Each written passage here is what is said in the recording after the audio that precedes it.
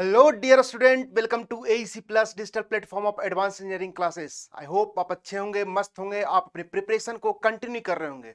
आपकी प्रिपरेशन को और बूस्ट करने के लिए, इफेक्टिव बनाने के लिए AEC प्लस लेकर आया है आगाज सीरीज। इसमें हम लोग देखने वाले हैं TCS ऑल ओवर इंडिया जितने भी एग्जाम कंडक्ट करवा चुकी है उसको हम लोगों ने सब्जेक्ट वाइज एनालिसिस करके एक सीरीज बना दिया है जिसका नाम है आगाज। यानी कि TCS फोबिया, जो TCS का डर आपके मन में बैठा हुआ है उसको दूर भगाने के लिए AEC प्लस ने सारी मेहनत कर ली है। बस आपका काम है आपको जुड़े रहना और साथ में प्रैक्टिस करना। इससे आपको 2024 में कोई भी एग्जाम अगर आप टारगेट कर रहे हैं, चाहे SSC जेई हो, RRB जेई हो या कोई भी स्टेट ए जेई हो, आपको इस सीरीज से बहुत हेल्प होने वाला है। चलिए, लास्ट क्लास में हम लोगों ने क्या देखा था? लास्ट क्लास में हम लोगों ने देखा था 4 पार्ट हम लोग कंप्लीट कर चुके हैं। क्या देख रहे थे हम लोग लास्ट क्लास में? प्रेसिपिटेशन एंड इट्स मेजरमेंट का क्वेश्चन देख रहे थे। आज उसी को हम लोग आगे बढ़ाते हैं, पार्ट 3 देखते हैं, जो कि आज का क्लास है आपका 5th क्लास है। चलिए क्वेश्चन देखते हैं। 31 क्वेश्चन, 31 आपका जो 31st क्वेश्चन है उसको हम लोग स्टार्ट करते हैं। आप क्वेश्चन का अरेंजमेंट अपने अकॉर्डिंग कर लीजिएगा, आपको क्या है नंबर ऑफ क्वेश्चन से मतलब है। चलिए देखते हैं क्वेश्चन में। Mean precipitation over area is best obtained from the grouped amount by. जो mean precipitation over area best obtained from किसके थ्रू हम लोग वेस्ट प्रेसिपिटेशन हम लोग निकालते हैं। आपका दिया हुआ Thiessen polygon method, isohyetal method, arithmetic average method और वेटेड एवरेज मेथड। मैंने आपको क्या बताया था? मीन प्रेसिपिटेशन के लिए डिफरेंट डिफरेंट मेथड है। क्या क्या है सर? एक अर्थमेटिक मीन मेथड है, दूसरा आपको थाइजन पॉलीगन मेथड है और तीसरा आइसोहाइडल मेथड है। इससे हम लोग मीन प्रेसिपिटेशन निकालते हैं। ठीक है, अब आपसे पूछ रहा है कौन सा बेस्ट है, यानी कौन सा बेस्ट आपका कौन सा देता है। तो अब ध्यान रखिएगा, हमेशा के लिए जो है सबसे बेस्ट आपको देता है आइसोहाइडल मेथड। कौन? ये आपको देता है मोस्ट एक्यूरेट,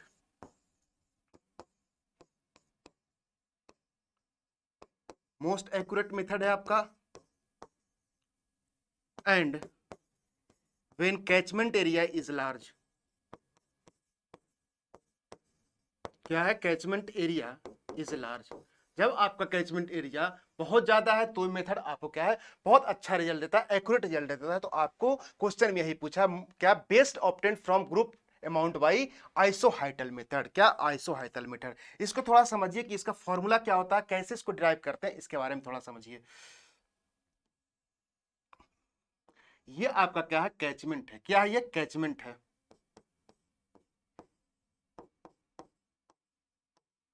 ये आपका कैचमेंट है। ओके,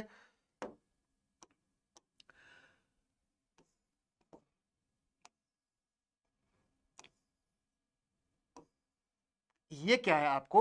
ये क्या है? आपका सेम लाइन ज्वाइन कर रहा है किसका? इक्वल रेनफॉल का।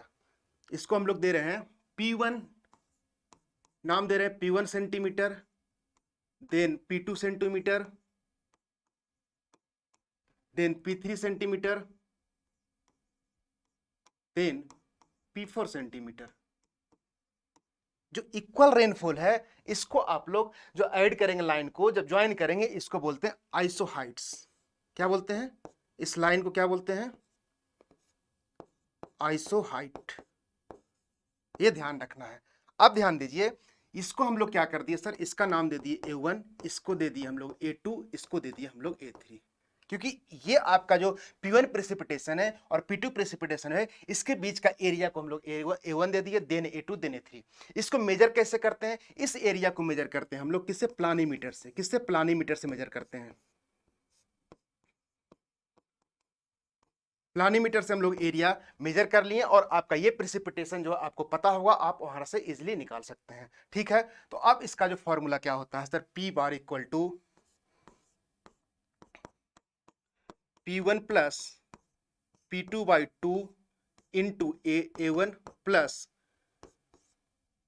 P2 plus P3 by 2 into A2 plus P3 plus P4 by 2 into A3 upon A1 plus A2 plus A3। इस तरह से आप मीन प्रेसिपिटेशन निकालते हैं। किसको? आइसोहाइट मेथड से। तो इस फॉर्मूला को आपको ध्यान रखना है। क्या लेते हैं सर? ये जो आपका प्रेसिपिटेशन है और ये आपका प्रेसिपिटेशन है, जो आपका इक्वल आपका रेनफॉल को ऐड कर रहा है, उसको आइसोहाइट बोलते हैं। तो दोनों को क्या करें हम लोग? एवरेज ले लिए। एवरेज लेने के बाद इसका हम लोग क्या करेंगे? एरिया ले लेंगे। इसका क्या करेंगे? एरिया ले लेंगे। एरिया सर कैसे निकाले हम लोग, प्लानीमीटर से निकाल लिए। ये आपको पता है, एरिया पता है, इसको आप मल्टीप्लाई करके आप निकालिएगा तो आपका मीन प्रेसिपिटेशन निकल जाएगा। सेम आपका A2 में करना, इसको एरिया हम लोग प्लानीमीटर से मेजर कर लिए, इसका P2 और P3 का एवरेज ले लिया और उसको एरिया से मल्टीप्लाई कर दिया। सेम ऐसे A3 में किए। इस हिसाब से आप इसको आइसोहेटल मेथड से निकाल सकते हैं। तो ये आपको ध्यान रखना है, फॉर्मूला आपको ये ध्यान रखना है।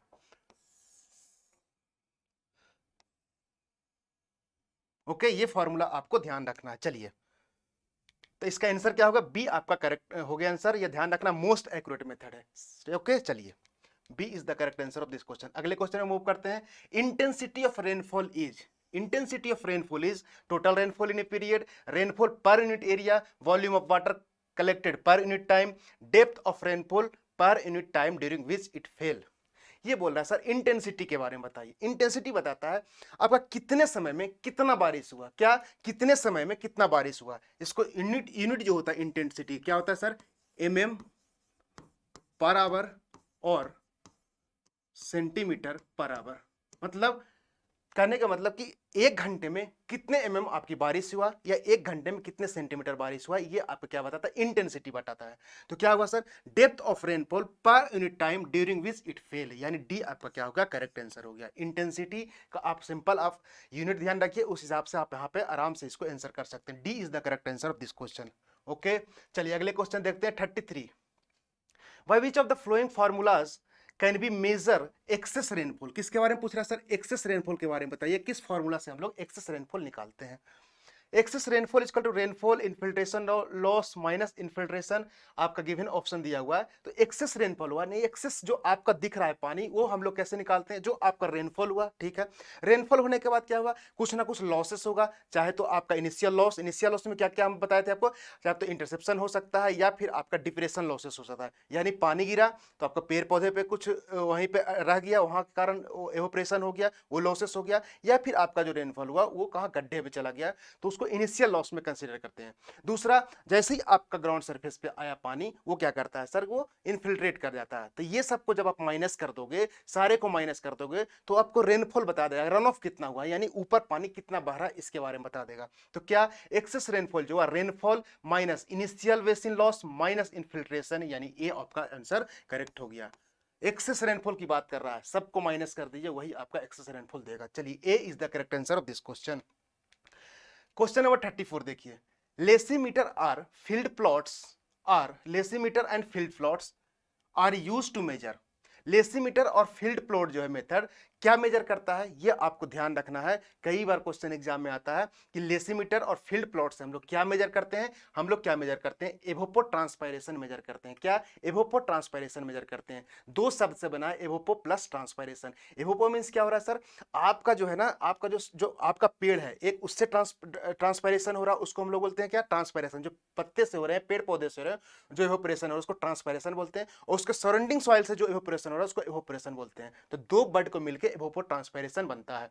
इसको मेजर किससे करते हैं, लेसीमीटर और फील्ड प्लॉट से। आपको नाम आज के बाद ध्यान रखना है। तो बी इसका क्या हो गया, करेक्ट आंसर हो गया। Evapotranspiration is measured by lysimeter and field plot. B is the correct answer of this question.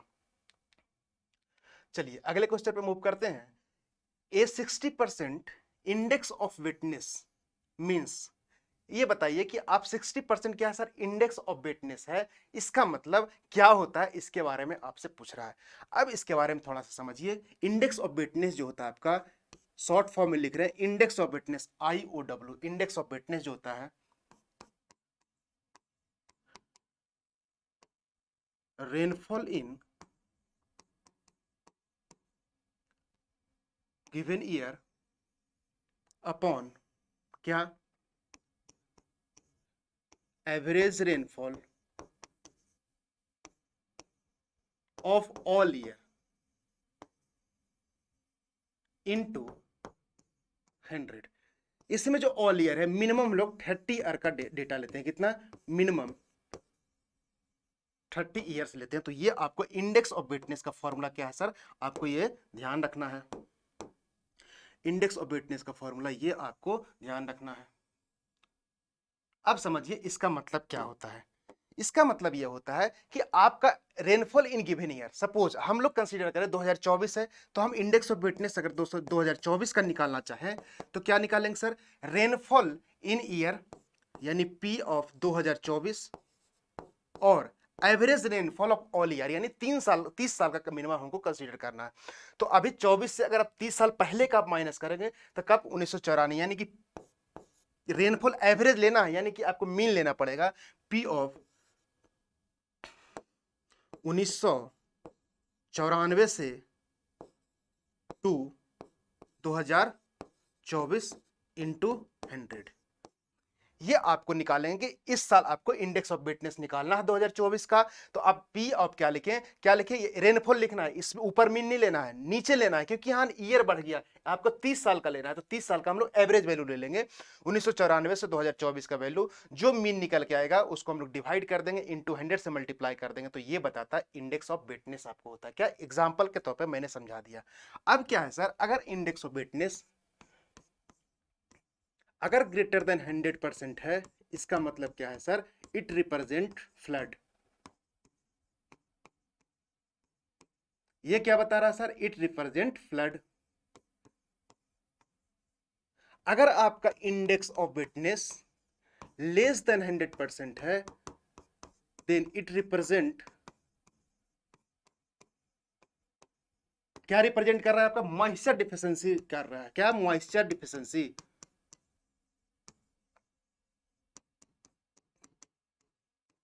इसको आपको रिप्रेजेंट कर रहा है, ठीक है। वहीं पे आपका मॉइस्चर डिफिशिएंसी आपको क्या कर रहा है, रिप्रेजेंट कर रहा है। यहां पे आपको रेन डिफिशिएंसी,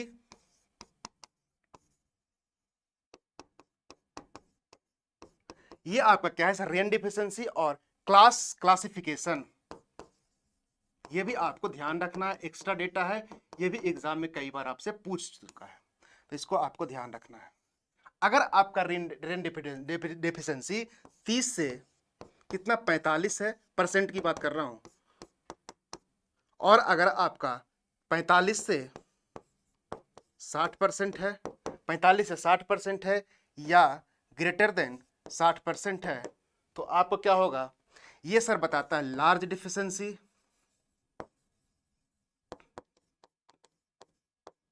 और ये बताता है आपका सीवियर डिफिशिएंसी, और ये बताता है आपको डिजास्टर्स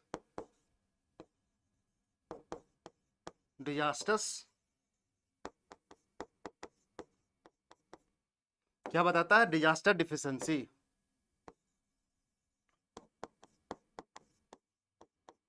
ये आपको डेटा ध्यान रखना है। रेन डिफिशिएंसी अगर 30 से 45 तो लार्ज डिफिशिएंसी है, 45 से 60 है तो सीवियर डिफिशिएंसी है, और 60 से ज्यादा है तो डिजास्टर डिफिशिएंसी है। आपको इसको ध्यान रखना है, ओके। चलिए, अब आपको क्या है, ये सब जानने के बाद ये अब आते हैं क्वेश्चन पे। अगर आपका इंडेक्स क्या 60% इंडेक्स ऑफ वेटनेस है, यानी कि रेनफॉल आपका 60% हुआ, तो इसका मतलब क्या हुआ सर, इसका मतलब होता है कि आपका डिफिशिएंसी जो है कितना का है,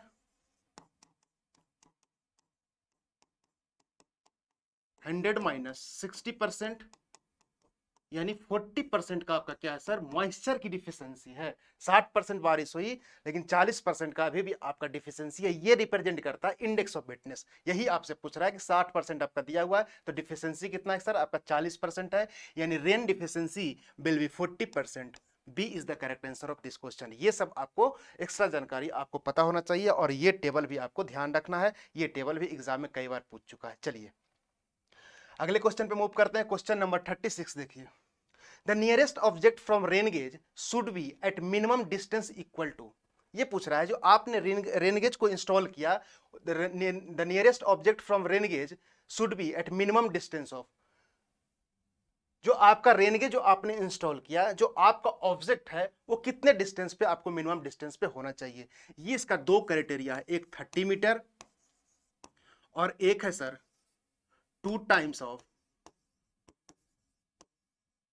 height of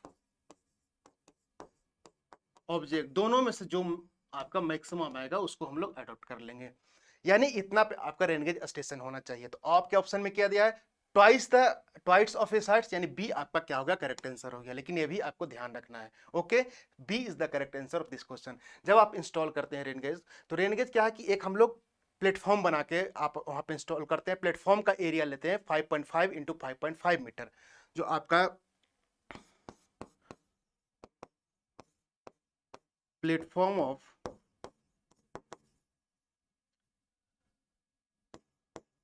rain gauge station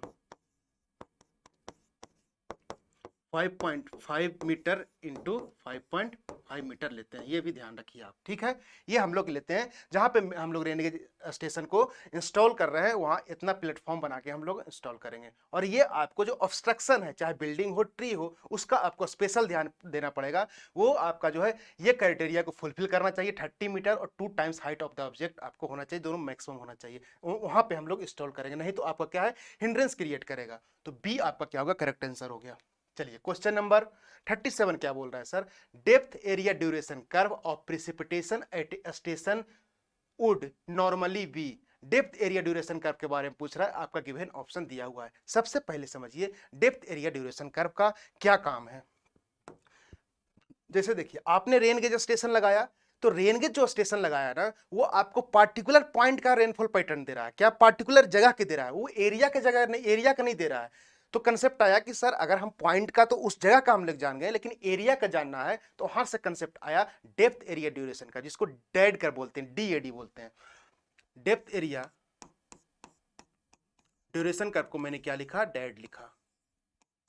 अभी नाम से ही क्लियर है कि क्या काम करेगा। इसका काम है सर, जो आपका it convert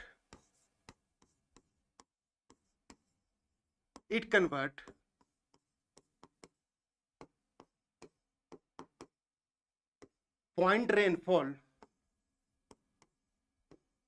to aerial rainfall। नाम ही जब डेड है, जब आपको क्या है, उस एरिया का पूरे का आपको निकालना है रेनफॉल कितना हुआ, तब इस यहाँ पे इनका जरूरत पड़ा, तो इन्होंने बताया कि जो पॉइंट रेनफॉल उसको आप एरियल रेनफॉल में कन्वर्ट कर सकते हैं। इन्होंने ग्राफ दिया,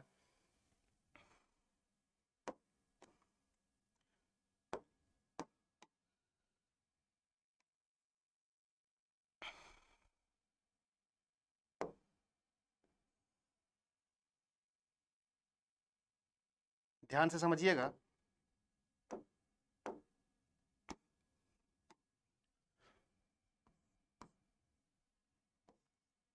ये है आपका एवरेज डेप्थ, ये जो आपका बाई एक्सिस है, ये है सर एवरेज डेप्थ है। क्या एवरेज डेप्थ, क्या है, एवरेज डेप्थ है। वहीं पे आपका ये जो आपका एरिया है, क्यूमुलेटिव एरिया है।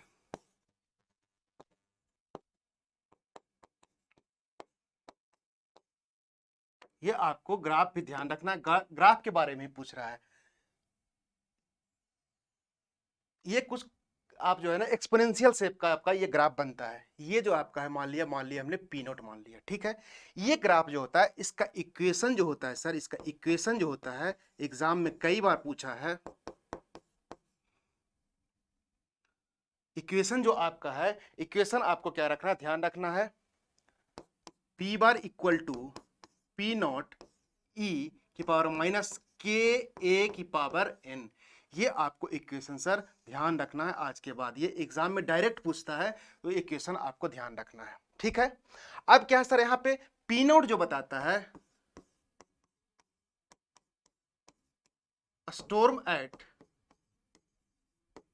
सेंटर, सेंटर पे जो आपका स्टॉर्म है उसके बारे में बताता है। जैसे कि मान लिया आपका क्या है, देखिए ये है, ये है, कुछ इस तरह से आपका रेनफॉल पैटर्न है। तो ये जो पॉइंट बता रहा है ना, ये पी नोट बता रहा है। क्या ये बता रहा है सर, पी नोट बता रहा है। और वहीं पे आपका जो पी बार होगा, कुछ पूरे को हम लोग जब निकालेंगे मीन, तो इसको हम लोग बोलेंगे पी बार बोलेंगे, ठीक है। तो ये इक्वेशन आपको पता होना चाहिए। आप यहाँ पे पी नोट जान गए सर। अब आपका जो आपका क्या है, आपका एज क्या एरिया है, के और एन जो है क्या है, कांस्टेंट है। क्या है, के और n are constant which depends on region and time पे डिपेंड करता है। इसको ध्यान रखिएगा, आपको इक्वेशन पता होना चाहिए। ये जो इक्वेशन का शेप है, ये क्या सर, कनकेव डाउनवर्ड है। कर्व जो क्या बता रहा है सर, कनकेव डाउनवर्ड है, कनकेव डाउनवर्ड है। और आपका क्या रहा है, इंक्रीज कर रहा है, इंक्रीज कर रहा है। यही क्वेश्चन आपसे पूछ रहा है, इस ग्राफ के बारे में पूछ रहा है। सबसे पहले जान गए कि डेट का काम क्या है, एरियल रेनफॉल में कन्वर्ट कर दिया। उसके बाद हम लोग जाने कि ग्राफ जो इन्होंने दिया है इसका इक्वेशन ये होता है। अब ग्राफ का शेप कैसा है उसके बारे में पूछा। ग्राफ का शेप क्या है सर? ग्राफ का शेप क्या है? ये क्या है? कॉनकेव डाउनवर्ड है। देखिए ग्राफ का शेप जो है आपका कॉनकेव डाउनवर्ड है, कॉनकेव डाउनवर्ड है, और साथ में क्या हो रहा है आपका, क्या हो रहा है? विथ ड्यूरेशन इंक्रीजिंग आउटवर्ड, ये आपका आगे की ओर बढ़ रहा है, कॉनकेव डाउनवर्ड और इंक्रीजिंग आउटवर्ड, यानी कि ऑप्शन डी आपका करेक्ट आंसर हो गया। एक बार आप देख लीजिए, एक बार आपका अगर आपको डायग्राम याद है, फिगर याद है, तो आराम से आप उसको आंसर कर सकते हैं। डाउनवर्ड कॉनकेव डाउनवर्ड और इंक्रीज कर रहा है तो आप क्या, आउटवर्ड इंक्रीज हो रहा है, तो डी इसका करेक्ट आंसर हो गया। ये डेप्थ ऑफ ड्यूरेशन कर्व का कंसेप्ट है, आपको आना चाहिए। चलिए, D is the correct answer of this question. I hope आपको क्लियर होगा। चलिए क्वेश्चन नंबर सर 38 देख रहे हैं। The normal average annual rainfall over whole India is estimated है। ये बोल रहा है सर आप नॉर्मल इंडिया में कितना एवरेज रेनफॉल होता है, सिंपल ये आपसे पूछ रहा है। तो आपका जो इन इंडिया, यानी आप सिविल इंजीनियर हैं तो आपको ये पता होना चाहिए कि इंडिया में एवरेज रेनफॉल कितना होता है। In India average rainfall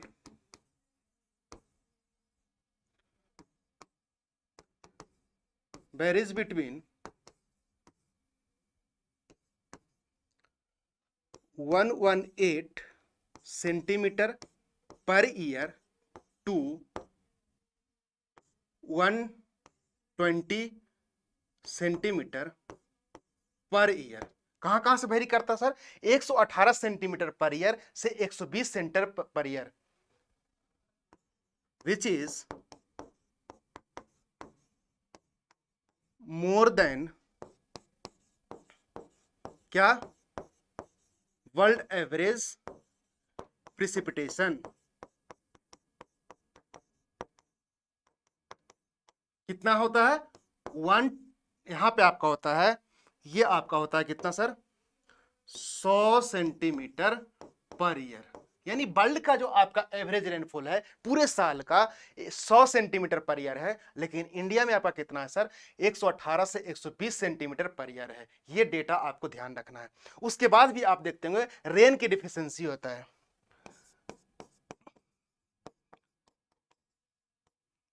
despite India has rain deficiency because rainfall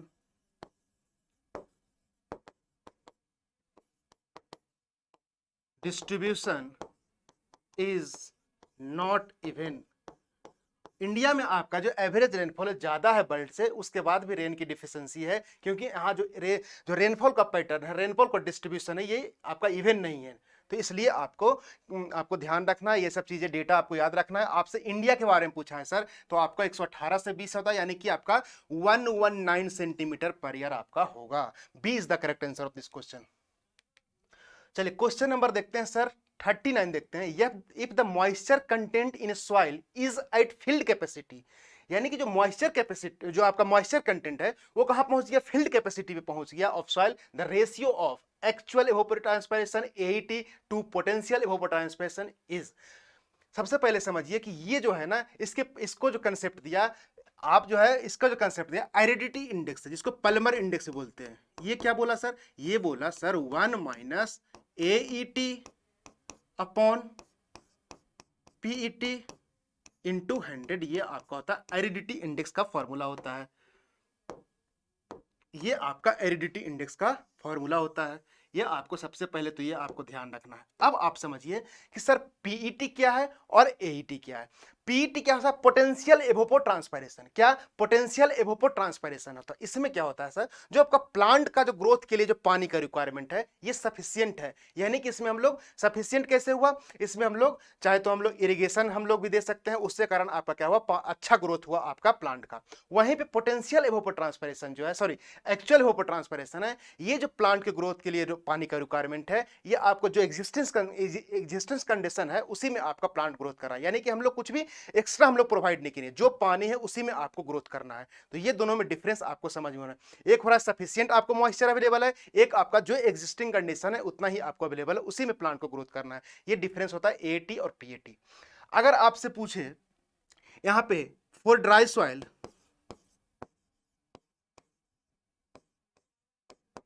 for dry soil AET actual evapotranspiration equal to 0। क्यों? क्योंकि सर सॉइल ड्राई है, जो आपका पानी का जो मॉइस्चर कंटेंट है परमानेंट बिल्डिंग पॉइंट से भी नीचे चले गए, यानी प्लांट अब एक्सट्रैक्ट नहीं कर पाएगा। तो यानी एक्चुअल एवोपोट्रांसपिरेशन क्या हो गया सर? 0 हो गया। यानी इस टर्म को अगर आप देखिए, ये क्या हो गया सर? 0 हो गया। 0 हो गया यानी कि एरिडिटी इंडेक्स जो हो गया, क्या हो गया सर? 100% हो गया। ये क्या हो गया? 100% हो गया, यानी सीवियर में चला गया ये। वहीं पे अगर फॉर फील्ड कैपेसिटी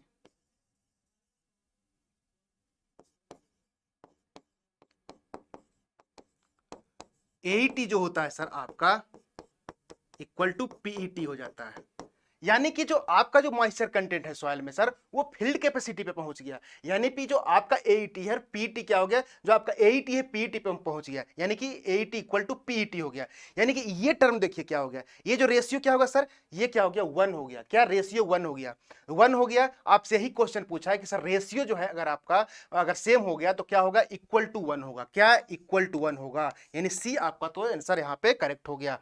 यहां पे अगर हम लोग एरिडिटी इंडेक्स निकालें तो सर आपका क्या ये टर्म जो क्या हो गया? देखिए ये टर्म क्या हो गया? 1 हो गया। 1 माइनस 1 क्या होगा? 0 हो गया। यानी एरिडिटी इंडेक्स कितना हो गया? 0% हो गया। यानी इसको बोलते हैं non arid. Arid means dryness, इसके बारे में बता रहा है। AI क्या हो गया सर? 0 हो गया। तो ये आपको पूरा अच्छे से ध्यान रखना है। एक डेटा आपको और याद रखना है कि जो AET होता है sir is less than equal to PET होता है। फर्स्ट पॉइंट ये क्या होता है सर? AET जो होता है आपका less than equal to PET होता है। ओके ठीक है, ये आता है सर। उसके बाद क्या होता है कि आपका जो आपका AET अपॉन सारा क्वेश्चन है, मैं इसलिए बता रहा हूं, PET should be less than equal to 1। ये सर 0 से 1 के बीच में आपका वैल्यू लाई करता है। कई बार एग्जाम में आ चुका है, इसलिए इसको आपको ध्यान रखना है। ये भी आपको ध्यान रखना है। क्या सर? अगर AET PET का जो रेशियो है 0 से 1 के बीच में सर लाई करता है। क्या? 0 से 1 के बीच में आपका लाई करता है। और भी थोड़ा सा इसमें और एक्स्ट्रा जानकारी जानिए। अगर आपका एरिडिट सॉरी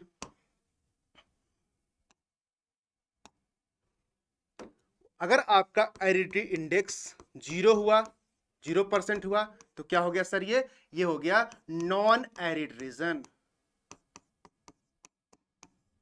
वहीं पे आपका एरिडिटी इंडेक्स कितना आपका 0 से 25% तक आया, इसको बोलते हैं सर माइल्ड एरिड।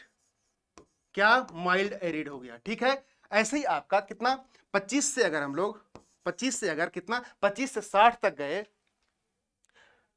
25 से 50 तक गए, 25 से 50% तक गए, इसको बोलते हैं सर मॉडरेट एरिड। सारा क्वेश्चन है इसलिए मैं आपको एक जगह आपको बता रहा हूं। वहीं पे आपका 50% से ज्यादा आपका एरिडिटी इंडेक्स हुआ तो ये चला जाता है सर सीवियर। क्या? सीवियर एरिड पे चला जाता है। तो ये सब चीजें आपको अच्छे से सर पता होना चाहिए। ओके चलिए, क्वेश्चन आपका तो सर यही खत्म हो गया कि अगर मॉइस्चर कंटेंट अगर फील्ड कैपेसिटी पे पहुंच गया है, यानी कि ये जो रेशियो है ना सर कितना हो गया? 1 हो गया, इक्वल टू 1 हो गया। सी आपका करेक्ट आंसर हो गया। बाकी आपको एक्स्ट्रा इंफॉर्मेशन जो मैंने दिया है आपको इसको पता होना चाहिए। कहीं भी आप शॉर्ट नोट्स में जहां नोट कर रहे हैं नोट डाउन कर लीजिए। चलिए, C is the correct answer. आज का लास्ट क्वेश्चन 40 नंबर क्वेश्चन देखते हैं। A catchment has 3 rain gauge station in a year of annual rainfall recorded by the gauges are इतना। स्टेशन 1 का सर रेनफॉल कितना हुआ सर? 80। और बी का कितना हुआ? 100। सी का आपका क्या हुआ? 180 हुआ। ठीक बात है। फॉर ए 9% ईरर, यानी कि ई की वैल्यू दे दिया, जो अलाउएबल ईरर है कितना? 9% है। कितना? 9% है। ओके। P1 कितना दिया सर? P1 दिया है आपका 80 सेंटीमीटर। ठीक है। P2 कितना दिया हुआ आपका? 100 सेंटीमीटर दिया हुआ है।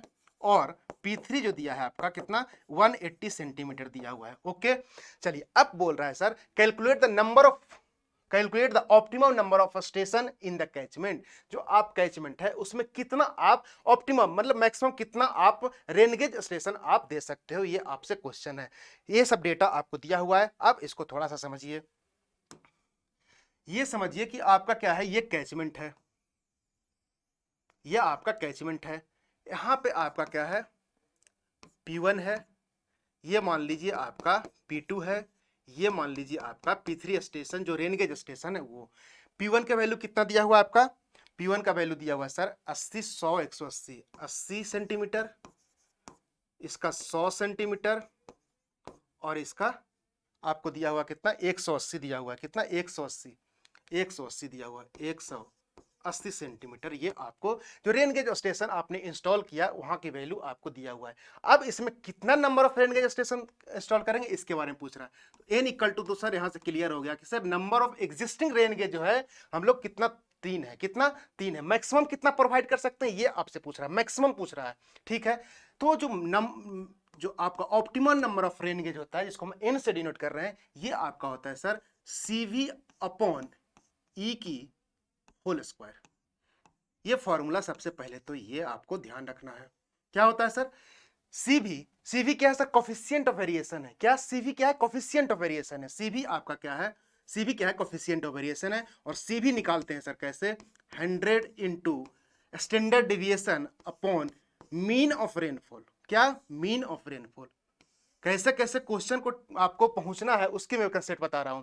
CV अपॉन ई निकालने के लिए सर अब आप देखिए ई तो क्वेश्चन में दे दिया, ठीक है। अब आपको CV निकालना, जो कि CV क्या है? कोफिशिएंट ऑफ वेरिएशन है।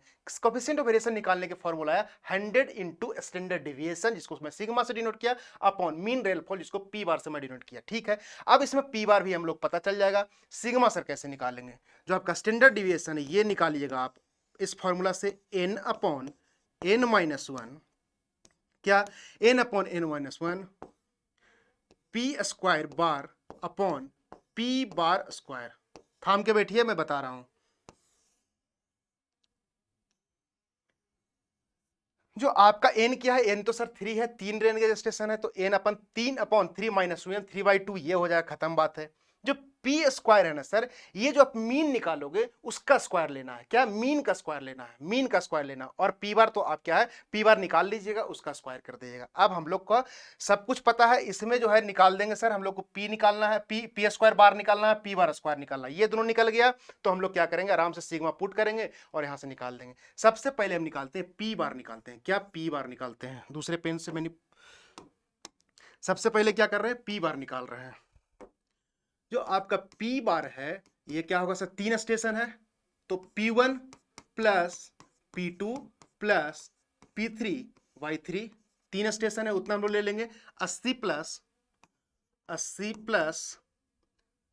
100 प्लस 180 अपॉन 3। जब इसको सोल्व करिएगा तो लगभग लगभग आएगा आपको 80 प्लस 100 प्लस 180 अपॉन 3, ये आ सर 120 सेंटीमीटर। आपका ये आपका एवरेज आ गया। क्या? एवरेज आपका आ गया। अब यहां पे आपका बात खत्म नहीं हुआ, यहां पे आपका क्या हुआ? खत्म नहीं हुआ। अब सर निकालना है P स्क्वायर बार निकालना है। P स्क्वायर कैसे निकालेंगे सर? P1 का स्क्वायर प्लस P2 का स्क्वायर प्लस P3 का स्क्वायर अपॉन 3। अब देखिए, अब जो है यहां पे P1 कितना है सर? 80 का स्क्वायर प्लस 100 का स्क्वायर प्लस 180 का स्क्वायर अपॉन 3। जब आप खुद से करिएगा तो बहुत जल्दी सोल्व हो जाएगा। ये जब सोल्व करिएगा तो आएगा 16266.66 सेंटीमीटर स्क्वायर आएगा। स्क्वायर है तो सेंटीमीटर स्क्वायर आएगा। ये आ गया आपका 166.66। ये आपका आ गया कितना? P square bar. P बार हम लोग कितना निकाले? 120 निकाले। अब आपका क्या देखिए, ये निकल गया सर, अब ये भी निकल जाएगा। तो हम लोग क्या फॉर्मूला में आगे पुट कर रहे हैं, आगे में स्लाइड में ऐड कर रहा हूं। सिग्मा जो निकाले सर, n कितना था? 3 था, 3 अपॉन 3 माइनस 3 n माइनस 1 यानी कि 3/2। अब यहां से ध्यान देखिए, P स्क्वायर बार जो है कितना हम लोग निकाल के रखा था, ये देखिए 16266.66 16266.66 माइनस, माइनस क्या? फॉर्मूला देखिए सर, P बार का स्क्वायर है। क्या? P बार का मीन जो आपने निकाला सर 120, इसका स्क्वायर कर देंगे। क्या? इसका स्क्वायर कर देंगे, यानी कि 120 का स्क्वायर कर देंगे। आप जब यहां से सोल्व करिएगा तो सर सिग्मा आएगा। सिग्मा आएगा कितना? निकाल के आप सोल्व करिए। ये आएगा 52.91 आएगा। क्या 52.91 आ गया। अब क्वेश्चन समझिए, अप्रोच समझिए, क्योंकि अप्रोच समझना बहुत जरूरी है। हम लोगों ने क्या किया सर, ये टर्म निकाल लिया। अब हमको ये भी पता है, क्योंकि ये हम लोग कहां निकाल चुके हैं, ये निकाल चुके हैं।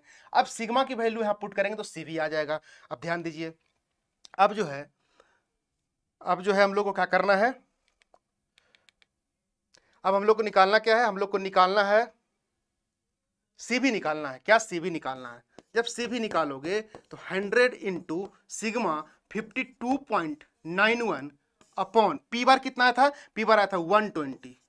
जब इसको आप सोल्व करोगे तो ये आएगा आपका 100 इंटू 52.91 अपॉन 120। ये सर आ रहा है सर 44.1 आ रहा है। कितना, CV इक्वल टू 44.1% आया। ठीक है, ये आपको, क्योंकि 100 है तो CV क्या परसेंटेज में आपको आएगा। अब यहां से फॉर्मूला, अब n इक्वल टू निकालेंगे। क्या, CV अपॉन E का होल स्क्वायर फॉर्मूला में था। ओके, CV सर हम लोग कितना है 44.1 आया। कितना, 44.1% अपॉन 9%। आपका क्वेश्चन में क्या दिया था, अलाउएबल एरर दिया हुआ था। जब आप इसको स्क्वायर करोगे 44.9 अपॉन 9, ये आ रहा है सर, देखिए 24 आ रहा है। n इक्वल टू 24 रेनगेज आएगा। ये क्वेश्चन में आपसे पूछा, ये आपका आंसर हो गया। यहां पे आपका कंप्लीट हो गया। ऑप्टिमम नंबर ऑफ रेनगेज जो आप दोगे कितना, 24 दोगे। फिर WMO ने बोला, WMO ने क्या बोला, जो आपने निकाला ऑप्टिमम, उससे minimum 10% of rain gauge is recording type. ये भी आपको क्वेश्चन में थ्योरी में कई बार पूछ चुका है। जो आपने बोला कि मिनिमम आपका जो रिकॉर्डिंग टाइप रेनगेज दोगे, क्योंकि दो टाइप का रेनगेज होता है, एक रिकॉर्डिंग होता है, एक नॉन रिकॉर्डिंग होता है। तो मिनिमम जो आप रिकॉर्डिंग टाइप दोगे 10% तो आपको सर देना ही पड़ेगा। आंसर सर आपका यही कंप्लीट हो गया। 24 रेनगेज आप प्रोवाइड करोगे, 10% मिनिमम आपका रिकॉर्डिंग टाइप का होना चाहिए। यानी कि 24 हो गया। सी यहाँ पे करेक्ट आंसर हो गया। सी क्या हो गया सर, करेक्ट आंसर हो गया। आई होप आपको समझ में आया होगा। ये क्या है कि फॉर्मूला बेस्ड है। फॉर्मूला के एक बार अच्छे से देखिए, इसको आराम से, इसको फॉर्मूला के एक बार रिवाइज कर लीजिए। ये क्या है कि ज्यादातर क्वेश्चन क्या है, मेंस में आता है। लेकिन कभी कभी क्या होता है, जब बुढ़े लोग जब क्वेश्चन सेट करते हैं ना, तो वो नहीं समझते हैं कि पेन से करना है, या फिर आपको कैल्सी अलाउड नहीं है, तो आप इसको इजीली दे देता है और आपको वहां से सोल्व करने परेशान। तो परेशान नहीं होना है, इसको लास्ट में सोल्व करना है। सबसे पहले आपको वन लाइनर सोल्व करना है। ये सब न्यूमेरिकल लास्ट में जब टाइम बचे तब सोल्व करिए। तो इसका क्या, सी आपका क्या हो गया, करेक्ट आंसर हो गया। C is the correct answer. Okay, I hope आपको समझ में आया होगा। आपका काम है रिवीजन करके आइए, फॉर्मूला शॉर्ट नोट्स को आप रिवाइज करके आइए। मिलेंगे नेक्स्ट सेशन में। आपके लिए इंपॉर्टेंट इंफॉर्मेशन है, अगर आप फ्रेशर हैं, फर्स्ट टाइम प्रिपरेशन कर रहे हैं, तो सबसे पहले आपकी जरूरत है कि आप सिविल इंजीनियरिंग को पढ़िए। एक बार जब सिविल इंजीनियरिंग अच्छे से आपका टारगेट हो जाएगा, तो आप आराम से कोई भी एग्जाम को आप टारगेट कर सकते हैं। तो इस जर्नी को और स्मूथ बनाने के लिए AEC प्लस डिफरेंट आपके कोर्सेज लाया है। अगर आप AEC का प्रिपरेशन कर रहे हैं तो आपके लिए विजय बैच है। इसमें टेक्निकल नॉन टेक्निकल सारा पढ़ाया जाएगा। वहीं पे आपके लिए SSC JEE 2024 टारगेट कर रहे हैं तो उसके लिए बैच 1 है सर। इसमें आपका लाइव प्लस रिकॉर्डेड है, यानी लाइव नहीं देख पाए तो आपका रिकॉर्डेड फॉर्म में देख सकते हैं। CBT 1 CBT 2 कंप्लीट प्रिपरेशन कराया जाएगा, साथ में टेक्निकल और नॉन टेक्निकल। MPPSC यही का प्रिपरेशन कर रहे हैं तो उसके लिए पहाड़ बैच है। इसमें मध्य प्रदेश जी के भी आपको एक्स्ट्रा मिलेगा टेक्निकल के साथ साथ। India's most awaited vacancy RRB JEE के लिए क्या है सर, तेजस बैच है। कौन सा तेजस बैच है, इसमें आपको कंप्लीट प्रिपरेशन CBT 1 की करवाई जाएगी। अब बहुत सारे स्टूडेंट ऐसे होते हैं जिनका टेक्निकल बहुत अच्छे लेवल पे होता है, सैचुरेशन लेवल पे आ जाते हैं, लेकिन वही नॉन टेक में आता है, SSC में 50 में आता है 7 नंबर 6 नंबर, क्योंकि डे बाय डे उसका जो लेवल है बढ़ते जा रहा है। तो उसको आपको डे अभी से ही आपको इंप्रूव करना पड़ेगा। तो नॉन टेक के लिए हम लोगों ने अलग आपका बैच बना दिया जिसका नाम है नॉन टेक महाबैक। आप वहां से आपको सब्जेक्ट को स्ट्रॉन्ग कर सकते हैं। ओके, एक है सर कोर्स टारगेटेड बैच है SSC JEE 2024 के लिए। इसमें आपको डिजिटल बोर्ड पे रिकॉर्डेड में आपको कोर्सेज अवेलेबल रहेगा। ओके, चलिए, अब मेन चीज है कि आपने क्या है कि सर पढ़ लिया है पहले, लेकिन सब्जेक्ट को चाहते रिकॉल करें, रिवाइज करना चाहते हैं। 3 महीने बाद पेपर है और रिवीजन तो जानते हैं एग्जाम से पहले बहुत इंपॉर्टेंट रोल प्ले करता है। तो हम लोगों ने क्रैश कोर्स बनाया जिसका नाम है फास्ट ट्रैक बैच। इसमें आपको क्या है कि टेक्निकल नॉन टेक्निकल सारा मिलने वाला है, यानी कि नोट्स बनाने के लिए आपको कोई टेंशन नहीं लेना है, इसमें क्रिप्स मिरर में सब कुछ मिलने वाला है। आपका काम है यहाँ से रिकॉल करिए, रिवाइज करिए और देन आप आगे प्रैक्टिस करके टेस्ट दीजिए।